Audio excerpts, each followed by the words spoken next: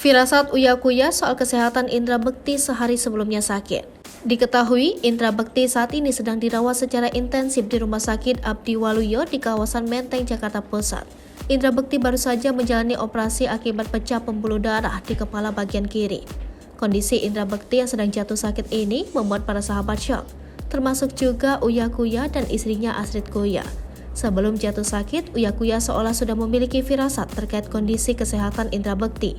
Kala itu, Uya-Kuya melihat salah satu postingan istri Indra Bekti terkait perayaan ultah sang presenter. Dalam postingan itu, Uya-Kuya menilai wajah Indra Bekti tak begitu sehat seperti biasanya. Muka Indra Bekti seperti muka orang kelelahan. Bahkan pendapatnya itu juga sempat diungkap Uya-Kuya pada istrinya. Dan benar saja, pada keesokan harinya, Uya-Kuya mendengar kabar jika Indra Bekti jatuh sakit akibat pecah pembuluh darah. Uya-Kuya mengaku kaget saat mendengar kabar kondisi Indra Bekti itu. Sebab selama ini, dirinya kerap memperingatkan Indra Bekti untuk menjaga pola makan. Apalagi Indra Bekti suka sekali minum teh manis dalam kemasan.